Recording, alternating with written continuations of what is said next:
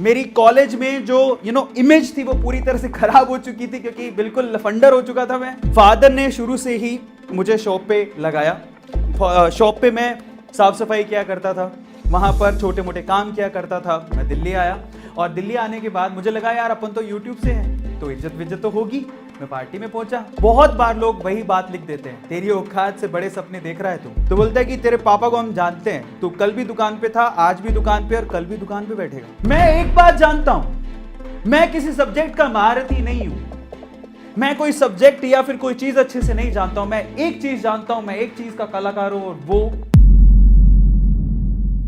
powerful people don't come from powerful places. Powerful people make powerful places. Guys, मैं राजस्थान के एक छोटे से शहर सूरतगढ़ से हूं। आप में से बहुत सारे लोगों ने शायद उस सिटी का नाम भी नहीं सुना होगा। पापा शॉपकीपर हैं, मम्मा हाउस वाइफ है।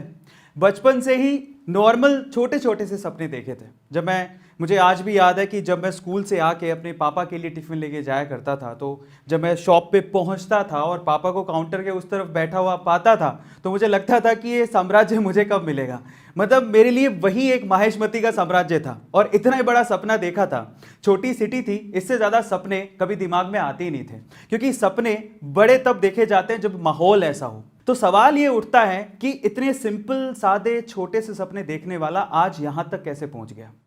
दो यूट्यूब के चैनल, जिसमें से एक यूट्यूब चैनल 2 मिलियन, दूसरा यूट्यूब चैनल 4 मिलियन। पर सवाल ये उठता है कि वो लड़का जो इतने सादे सिंपल ख्वाब देखता था, जो सोचता था कि पापा के शो पे बैठने को मिल जाए, वो यहां तक कैसे पहुंच गया।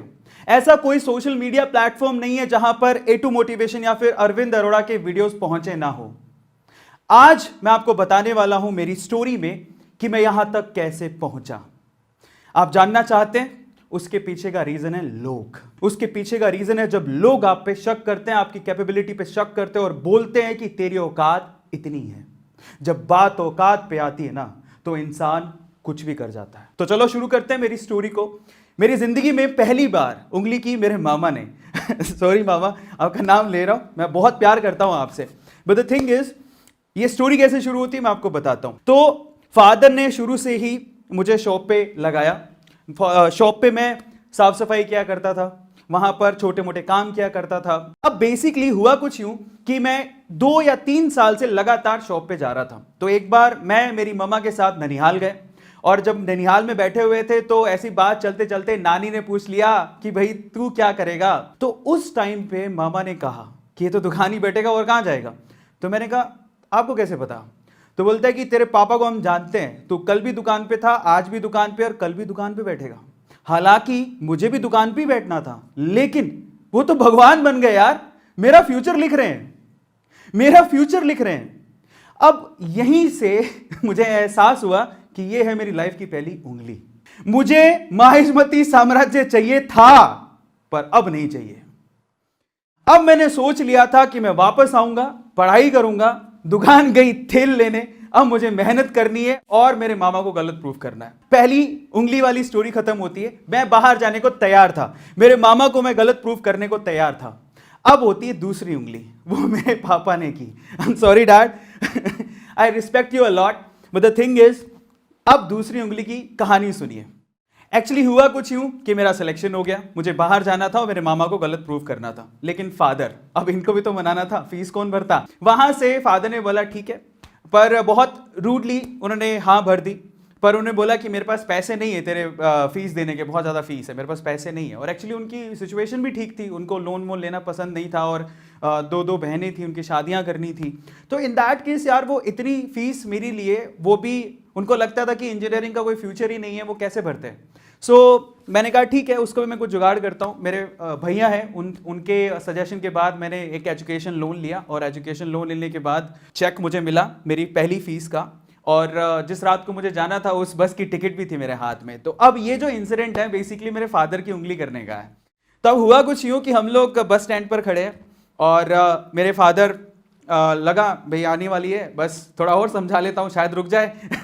सो इन दैट केस पापा ने मुझे बहुत प्यार से बोला, जब 5 ही मिनट रह गए थे बस आने में और मैं अपना लगेज वगेज लेके खड़ा हुआ था। पापा साथ नहीं जा रहे थे, मैं अकेले ही जा रहा था और पहली बार जा रहा था इतने बड़े शहर जयपुर में, बहुत छोटी सिटी से निकल के।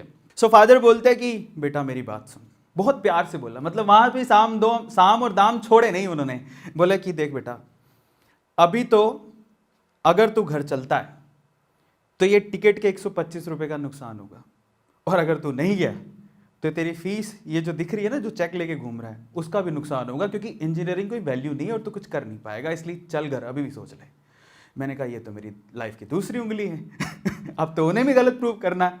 मैंने पापा को साफ साफ बोला, जिंदगी का मेरा डिसीजन है, गिरूंगा तो मैं आप पे ब्लेम नहीं करूंगा, ये मैं आपको वादा करता हूं। अब यहां से क्योंकि मुझे मेरे फादर को गलत प्रूफ करना था कि भाई वो जो बोल रहे हैं कि इंजीनियर कुछ नहीं कर सकता, इंजीनियरिंग से कुछ उखड़ता नहीं है, कुछ नहीं होता, अब यहां से मुझे आगे आने वाली जिंदगी जीनी थी। मैंने पहले साल बहुत मेहनत की, हिंदी मीडियम से पढ़ा हुआ था, लेकिन आपको पता है इंजीनियरिंग की सारी जो किताबें होती है वो इंग्लिश में होती हैं। सो एग्जाम्स दिए, बहुत मेहनत की, और पहले साल में 74-75% से मैंने अपना फर्स्ट ईयर कंप्लीट किया।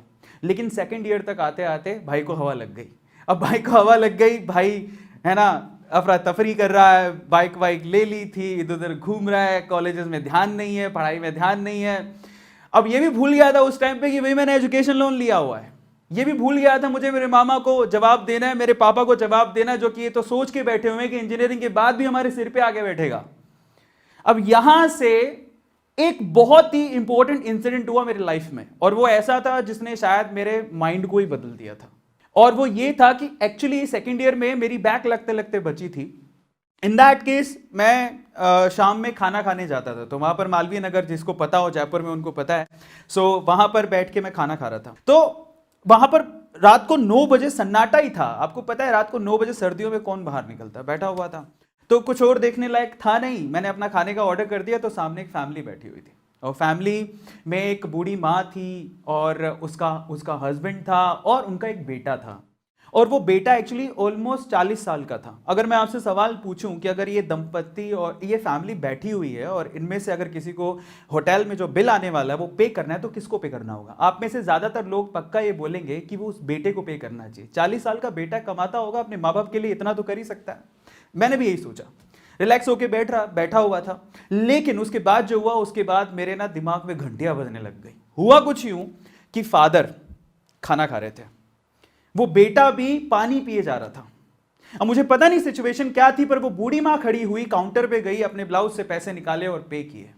मैं नहीं जानता उनकी सिचुएशन क्या थी, लेकिन वहां से घंटी जो दिमाग में बजी वो ये कि अरविंद अरोड़ा, अगर तेरी यही हालत रही तो एक दिन तू भी किसी अच्छे होटल में अपने माँ बाप को खाना नहीं खिला पाएगा। निकल बाहर और कुछ कर। वहां से सेमेस्टर में मेरी बैक लगी थी। मेरी कॉलेज में जो इमेज थी वो पूरी तरह से खराब हो चुकी थी, क्योंकि बिल्कुल लफंडर हो चुका था मैं। क्लास में मेरे साथ कोई बैठता नहीं था। अब लोग यहां से डिलेमा में आ जाते हैं, और मे भी हो सकता है कि इतना ज्यादा प्रेशराइज हो जाते हैं कि मेरे साथ तो कोई बैठता ही नहीं है, इतना ज्यादा सीरियस हो जाते हैं कि वो इंजीनियरिंग छोड़ने की बात भी सोच लेते हैं। मैंने भी सोची थी, मुझे लगा था कि यार मुझे इंजीनियरिंग छोड़ देनी चाहिए, लेकिन फिर दिमाग में आता था कि मैं बहुत कुछ बोल के आया हूं घर से, यार मैं नहीं जा सकता वापस। मैंने इसी सिचुएशन को, जहां पर मैं बिल्कुल गिरा हुआ था, इसको मैंने एडवांटेज के तौर पे लिया। सो वहां से मैंने अपना बिल्कुल ध्यान जो भटक गया था पूरा कंसंट्रेट किया स्टडीज के ऊपर, और बिल्कुल फोकस कर लिया स्टडीज के ऊपर। फाइनली मेरी इंजीनियरिंग में जो सेकंड लास्ट सेमेस्टर था वो सिल्वर मेडल से मैंने खत्म किया, और फाइनली जो लास्ट सेमेस्टर था और लास्ट इंजीनियरिंग पूरी कंप्लीट की मैंने ऑनर्स के साथ। मेरे हाथ में एक जॉब का लेटर भी था, मेरी जॉब लग चुकी थी, लेकिन प्रॉब्लम ये थी कि उसकी जो ज्वाइनिंग आने वाली थी वो आने वाली थी, हमारा सेमेस्टर खत्म हो गया था मई में, ज्वाइनिंग आने वाली थी फरवरी में। सो मेरे पास बहुत लंबा समय था। मैं क्या करता, था ही नहीं कुछ करने को, तो मैंने वहां से जॉब करनी शुरू की। एक कॉलेज में जॉब पकड़ी, और मेरी पहली जॉब एक्चुअली, ये बात है सितंबर की, फरवरी में मेरे को जॉब का लेटर आने वाला था, लेकिन सितंबर में मुझे जरूरत पड़ रही थी पैसों की, और मैं चाहता था कि यार मैं घर से कम पैसे ना मांगू। तो मैंने अपनी पहली जॉब शुरू की 11,000 रुपए में। इनफैक्ट वो 10,400 रुपए ही थे। वहां से मैंने पहली जॉब शुरू की। दूसरे कॉलेज से ऑफर आया, वहां से 20,000 का ऑफर आया। फिर मेरे को एक इंस्टीट्यूट का ऑफर आया कि तुम हमारे साथ जुड़ो। मैंने वहां पर ज्वाइन किया। वहां पर भी क्योंकि मेरे पास एक चीज थी, वो बहुत खास थी, वो था पढ़ाने का तरीका, बोलने का तरीका, कम्युनिकेशन। वो बहुत इंपॉर्टेंट चीज थी मेरे पास। मैं ये नहीं कहता हूं कि मुझे किसी सब्जेक्ट की नॉलेज है। पता है एक चीज जो हर एक बंदे को सीखनी चाहिए हाउ टू सेल में, देखो ऐसा कोई दुनिया में इंसान नहीं है जो सब कुछ जानता हो, लेकिन जो इंसान ये जानता है कि किसी उत्तर किसी प्रश्न का जवाब, किसी प्रश्न का आंसर, किसी क्वेश्चन का आंसर कैसे ढूंढना है, तो वो बंदा लाइफ में कभी पीछे नहीं रह सकता। ये आप लोगों को ध्यान रखना है। परफेक्ट कोई भी नहीं होता है लाइफ में, परफेक्ट कोई भी नहीं होता, लेकिन अगर आप ये जानते हो कि किसी क्वेश्चन का आंसर कैसे ढूंढना है तो आप लाइफ में कभी पीछे नहीं रहोगे। और कुछ ऐसा ही मेरे साथ था। सो फाइनली वहां से मेरी जर्नी, एक दूसरे इंस्टीट्यूट से मुझे कॉल आता है और वो कहते हैं कि चलो हम आपको एक फ्रेंचाइजी देते हैं। तब बहुत गेट का एक नामी इंस्टीट्यूट था कि आपको फ्रेंचाइजी लेके जयपुर से सीकर जाना है। मैं जयपुर से सीकर आ गया। शुरू में आप बिलीव नहीं करेंगे कि मैं पोस्टर खुद कॉलेज में जा जाके रात में चिपकाया करता था, सुबह जॉब करता था और शाम को क्लासेस लेता था, बाहर से फैकल्टीज आती थी। ऐसे करके वो इंस्टीट्यूट 2 साल के अंदर लगभग 250 बच्चों के साथ बराबर खड़ा हो गया। बहुत अच्छे तरीके से, एकदम ऐसे लगा कि हाँ मेरी लाइफ सेट हो गई है। लेकिन फिर से लाइफ में अप्स आते हैं तो पक्का मेरी लाइफ में डाउन तो जरूर आते हैं। लेकिन अब तक मैं ये बात समझ गया था कि अगर मेरी लाइफ में कहीं डाउन टाइम आएगा तो इसका मतलब ऊपर वाले ने कुछ बड़ी चीज रखी है मेरे लिए, वो मुझे कुछ बड़ा देने वाला है। क्योंकि हर बार जब भी मैं गिरा तो इस लेवल से उठा के लोग देखते रह गए। ये मेरे साथ हमेशा होते आया था। तो मेरे साथ फिर से एक बुरे दिन शुरू हुए। मेरे पार्टनर ने बोला कि अब हम इंस्टीट्यूट को चलाएंगे, तुम जाओ। धोखा, मतलब वो बोला कि, मतलब मुझे बिलीव ही नहीं हुआ। वो कहता है कि अब हम चलाएंगे इस इंस्टीट्यूट को, तुम जाओ, तुम्हें अगर कहीं और फ्रेंचाइजी लेनी है। क्योंकि वो इंस्टीट्यूट काफी अच्छा स्टैंड हो गया था। अब मैं तो डिलेमा में था। अब अजीब सी बात हो गई थी लाइफ में। अब मैं क्या करता, मुझे समझ ही नहीं आ रहा था। उन्होंने मुझे कुछ पैसे दिए, बोले कि अब यहां से जो कमाई होगी उसका कुछ परसेंटेज आपको दे दिया जाएगा, अब आपको यहां पर रहने की जरूरत नहीं है। मैं कुछ अपोज करता भी तो मुश्किल था मेरे लिए, क्योंकि वो मैं उस टाइम पे अकेला था, इतना पावरफुल नहीं था, वो लोग बहुत पावरफुल थे। पर मैंने एक बात सोच ली, जिंदगी में ना एक चीज आप याद रखो, लोग आपको आपकी औकात बताएंगे, आपको चैलेंज करेंगे, उसको ध्यान से सुनो, अपने दिमाग में डाल लो उसको, जवाब कभी पलट के मत देना। क्योंकि जिस दिन आपने जवाब दे दिया ना, आप ना उस ऊंचाई तक नहीं पहुंच पाओगे जहां पर ऊपर वाला आपको पहुंचाना चाहता है। मैंने चुपचाप उसकी बात सुनी। मैंने उस दिन फैसला किया कि मैं, ये बोल रहा है छोड़ने को, मैं छोड़ दूंगा। अब उसने जो मेरे पार्टनर ने पैसे दिए थे, अब मैं थोड़ा और पीछे लेके चलता हूं। वो इंस्टीट्यूट ऑलमोस्ट 6 महीने में बंद हो गया। उसने कहा था हम चलाएंगे तो इंस्टीट्यूट 6 महीने में बंद हो गया। एंड फाइनली मैं भी सड़क पे आ गया था, क्योंकि मेरे पास अब बचे थे मात्र 8,000 रुपए। किराया था 10,000 रुपए भरने थे, पैसे थे ही नहीं। जिंदगी ने कहा बहुत हो गया आध्यात्म बेटा, उठो, जिंदगी में आगे पुरुषार्थ भी करना पड़ता है। तो मैं उठा वहां से और उठ के बाहर निकला, क्योंकि अब किराया देना है, नहीं तो मकान मालिक बाहर निकाल देगा। पापा से मांग नहीं सकते, क्योंकि उनको तो पहले ही जवाब दे के आए कि जिंदगी में जो कुछ करेंगे, गलत हुआ सही, हम ही उसके जिम्मेदार हैं, आप तो है नहीं। तो ऐसा करके जब निकले हो तो आप किस शक्ल से मुंह दिखाओगे? तो निकलो बाहर, कुछ करो। अपने आप को बाहर निकाला और इतनी शक्ति मैंने अपने अंदर पा ली थी, मुझे लगा था कि यार मैं कुछ ना कुछ तो कर ही लूंगा। मैं बाहर निकला। मैं एक बात जानता हूं, मैं किसी सब्जेक्ट का महारथी नहीं हूं, मैं कोई सब्जेक्ट या फिर कोई चीज अच्छे से नहीं जानता हूं। मैं एक चीज जानता हूं, मैं एक चीज का कलाकार हूं, और वो बोलने का, वो पढ़ाने के तरीके का, और वो मुझे आता था। आपकी लाइफ, मेरे फादर भी कहते हैं इस चीज को, कि आपको जरूरी नहीं है कि बहुत सारी चीजें आए, आपको एक चीज आए लेकिन उसमें आप परफेक्ट होने चाहिए हो। आप जिंदगी में कभी भूखे नहीं मरोगे, और ये चीज मुझे आती थी। अब मैं निकला बाहर। एक इंस्टीट्यूट था, वहां पे एक डेमो था गेट की। अब मुझे तो गेट की क्लासेस लेनी आती थी, तो मैं वहां पर डेमो देने गया। 2 बार क्लास ली मैंने। 2 बार क्लास लेने के बाद तीसरे दिन वो मुझे बताने वाला था कि बैच चालू होगा कि नहीं होगा। मैं तीसरे दिन जब गया तो वहां पर गुजरातियों के ना, वहां पे, मतलब अगर गुजरात में आप लोग रहे हो तो वहां पे खास बात होती है कि क्लास किसी और की होती है और क्लास किसी और की चल रही होती है। मतलब वो रेंटेड में ही लोग क्लास चलाते हैं, इधर उधर बच्चों को मूव करके, खुद के क्लासरूम्स वहां पे होते नहीं है। तो मैं वहां पर गया, मैंने पूछा कि यार वो कल मैं क्लास लेने आया था, वो कहाँ गया? बोले वो तो गए छोड़ के। तो मैंने कहा ये क्या हो गया, 2 दिन डेमो लिया था, पैसे भी नहीं दिए। तो बोलता है कि वो तो गए, वो तो जाना ही था, बंद हो गया वो। तो मैं उदास हो गया। अब गुजरातियों की बड़ी खास बात है वहां पर, क्या, एक तो वो लोग टैकी हैं, दूसरा वो मेरे, जो मैं डेमो दे रहा था तो वो बंदा मेरे लेक्चर्स को, मेरे कॉन्फिडेंस लेवल को देख रहा था बराबर से। तो जब मैं फाइनली अपना मुंह छोटा करके निकल रहा था बाहर, तो उसने पीछे से आवाज लगाई, बोले कि अरविंद भाई। मैंने कहा हाँ, आपके लिए एक ऑफर है। मैंने कहा क्या? बोले कि अरविंद भाई, मैंने आपके डेमो देखे, अब बहुत बढ़िया पढ़ाते हो, मेरे पास ऑफर है आपको, मुझे पता है कि आपको पैसे चाहिए, मैं आपको पैसे दे सकता हूं। मैंने कहा वो कैसे? बोले आपको पढ़ाना है। मैं कहा पढ़ा लूंगा। मैंने क्या पढ़ाना है? बोले केमिस्ट्री। उनका केमिस्ट्री केमिस्ट्री पढ़े 10 साल हो गए मेरे भाई, अब तो ये भी नहीं पता कि केमिस्ट्री के से शुरू होता है कि सी से, कहां से पढ़ाऊंगा। तो बंदा बोलता है कि अरविंद भाई तुम्हारे डेमो में ना एक चीज देखी है, तुम बहुत बढ़िया पढ़ाते हो, और एक टीचर एक कलाकार के लिए ना सब्जेक्ट मैटर नहीं करता। मतलब अंदर आग भर दी उस बंदे ने, इतना कॉन्फिडेंस तो मेरे को किसी ने, मुझे खुद ने ही नहीं मैंने कभी दिखाया। मैंने कहा ठीक है। उस टाइम पे क्या था कि अब किसके पास केमिस्ट्री पढ़ने जाते, लेकिन एक रिसोर्स था, वो था YouTube। अब यहां से YouTube की एंट्री होती है मेरी लाइफ में। YouTube पे मैंने अलग अलग एजुकेटर्स के जो केमिस्ट्री पढ़ाते थे उनके लेक्चर्स देखने शुरू किए, और उनमें से कोई एक का लेक्चर मैंने पकड़ा, और एक डेमो ही तो तैयार करना था। मुझे लगा कि देखते हैं डेमो के बाद क्या होगा, अगर फाइनल होता है तो मैं कंटिन्यू करूंगा। तो मैंने उसका पूरा का पूरा लेक्चर अच्छे से देखा, अच्छे से दिमाग में उतार लिया, और फिर उसको मेरी जो पढ़ाने की टेक्निक है उससे जोड़ा, और मैं गया डेमो देने। जब मैं डेमो लेके बाहर निकला तो अगले आधे घंटे में टोटल उसमें 15 बच्चे बैठे हुए थे, 14 स्टूडेंट ने वहां पर उस कोचिंग सेंटर में एडमिशन ले लिया। वहां से मेरी लाइफ एकदम फ्लिप करती है। मैं गेट के इंजीनियरिंग के सब्जेक्ट पढ़ाने वाला अचानक से केमिस्ट्री टीचर बनने वाला था। घूम गई एकदम से लाइफ। वो इतना खुश था कि वो बोलता है मुझे कि अरविंद भाई अब तुम हमारे पार्टनर हो, अपन साथ में काम करेंगे, केमिस्ट्री आप पढ़ाओगे, मैं मैथ पढ़ाऊंगा, अपन साथ में काम करेंगे, बराबर बांटेंगे। अरविंद भाई तुम तो बहुत गजब। मतलब ये है दोस्तों कि एक्चुअली क्या होता है, हम लोग काफी बार बोलते हैं कि मौका मिलेगा तो बता देंगे। अब हम लोग मौके के इंतजार में रहते हैं कि मौका हमारी जिंदगी में आएगा। मैं आपसे बोलता हूं मौके आते नहीं हैं, मौके बनाने पड़ते हैं, और मौके के टाइम पे चौका मारना पड़ता है। आप तैयार रहो। और मैं आप लोगों को आगे, मैंने जिंदगी में सिर्फ किस्मत की डेफिनेशन सुनी थी, अब किस्मत किसे बोलते हैं वो मैं आपको बताने वाला हूं थोड़ी देर में। वहां से मेरी chemistry as a teacher journey शुरू हुई। तब मैं जब पढ़ाता था तो मैंने सोचा कि यार जब मैं पढ़ाते ही हूं तो रिकॉर्ड करके क्यों ना यूट्यूब पे डाल दूं। तो मैंने जनरली यूट्यूब का एक चैनल खोला, और वहां पर मेड इजी केमिस्ट्री के नाम से चैनल खोला, और वहां पर केमिस्ट्री के वीडियोज अपलोड करने शुरू कर दिए।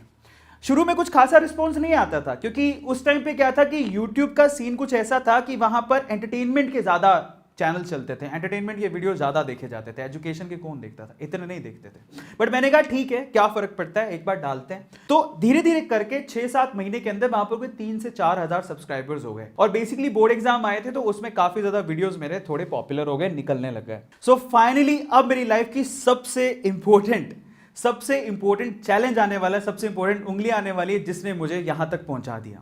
वो मेरी लाइफ में एक ऐसी मूवमेंट थी जहां से मैं कंप्लीटली चेंज ही हो गया। एक्चुअली हुआ कुछ यूं था कि YouTube पे काफी अच्छा परफॉर्म कर रहा था, वहां से सिल्वर प्ले बटन जीत चुका था, अच्छा खासा केमिस्ट्री टीचर के तौर पे नाम था। तो टिकटॉक अगर आप लोगों ने सुना हो तो टिकटॉक का उस टाइम पे क्या था, सिर्फ एंटरटेनिंग वीडियोस चलती थी, तो उनको अपना एजुटॉक शुरू करना था, और इसीलिए उन्होंने बहुत सारे अलग अलग यूट्यूब के एजुकेटर्स को इन्वाइट किया एक पार्टी के अंदर, ताकि वो वहां पर टिकटॉक की जो इमेज बन गई थी, सो कॉल्ड इमेज की, वहां पर सिर्फ एंटरटेनमेंट की वीडियोस ही चलती हैं, वहां पर वो एजुकेशन को प्रमोट करने के लिए उन्होंने हमें बुलाया। मैं दिल्ली आया, और दिल्ली आने के बाद मुझे लगा यार अपन तो यूट्यूब से हैं तो इज्जत विज्जत तो होगी। मैं पार्टी में पहुंचा, कोई पूछ ही नहीं रहा। सो फाइनली वहां पर जितने ऑर्गेनाइजर्स थे उनका सबका फोकस टिकटॉक के क्रिएटर्स पे ही था, यूट्यूब वालों पे तो कुछ था ही नहीं। और एक्चुअली मैंने सोचा यार अपन यूट्यूब वाले हैं और इन्होंने स्पेशली बुलाया है एज एन एजुकेटर, शायद ही कुछ रिस्पेक्ट देंगे, कुछ रिस्पॉन्स देंगे। कुछ रिस्पॉन्स नहीं था। मैं तब घुसा एक यूट्यूबर के तौर पे टिकटॉक के अंदर, ताकि मैं टिकटॉक वालों को बता सकूं कि हम यूट्यूबर कम नहीं है। ये चैलेंज लेके मैं घुसा, और तब मैंने वहां पर शॉर्ट वीडियोस क्रिएट करने शुरू किए, और फाइनली टिकटॉक पे जब 7.2 मिलियन फॉलोअर्स मैंने बना लिए तो रातों रात खबर आती है कि भारत सरकार ने टिकटॉक को बैन कर दिया है। मैं टिकटॉक बंद होने के बावजूद भी वीडियो क्रिएट करने बंद नहीं किए। मैंने एक बात अपने आप से बोली कि आज एक दरवाजा बंद हुआ है तो कल 100 दरवाजे खुलेंगे। और ये बात की भनक हमें पहले लग गई थी कि ये लोग थोड़ी शॉर्ट वीडियो के प्लेटफॉर्म को छोड़ देंगे। अब मैं आपको बताता हूं कि किस्मत किसे कहते हैं। टिकटॉक पे काम करते हुए मैं 500 शॉर्ट वीडियोस बना चुका था, मैं तैयार था। और ये बड़े बड़े प्लेयर्स यूट्यूब, इंस्टाग्राम, फेसबुक ये शॉर्ट वीडियोस के लिए प्लेटफॉर्म लॉन्च करने वाले थे। किस्मत क्या होती है पता है? किस्मत होती है, लक किसे कहते हैं मालूम है? लक क्या होता है? जब आप तैयार हो और आपके सामने अपॉर्चुनिटी भी हो। ये दोनों चीजें जब मिक्स हो जाती है तो वही किस्मत कहलाती है। और पहली बार जिंदगी में मैं अपने आप को लकी फील कर रहा था, क्योंकि मैं तैयार भी था 500 वीडियो के साथ, और मेरे सामने एक नई नई अपॉर्चुनिटी भी थी।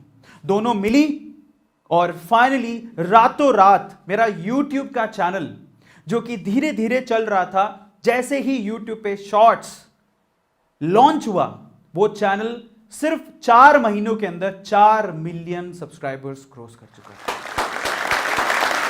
और इसे ही कहते हैं किस्मत। किस्मत, अगर आप किस्मत के भरोसे बैठे हो तो आप ये भी सोचो कि शायद किस्मत आपके भरोसे बैठी हो। डायलॉग आपने सुना होगा, किस्मत के भरोसे मत बैठो। सिर्फ ये सोचो कि आप लोग तैयार हो और आपके पास अपॉर्चुनिटी है क्या। दोनों की मिक्सिंग ही लक कहलाती है। फाइनली गाइस, मुझे चैलेंजेस देने वालों से कोई प्रॉब्लम नहीं है। अगर वो लोग नहीं होते तो शायद मैं यहां तक पहुंचता ही नहीं। और आजकल तो मैं अपने आप को ओपनली चैलेंज दे देता हूं।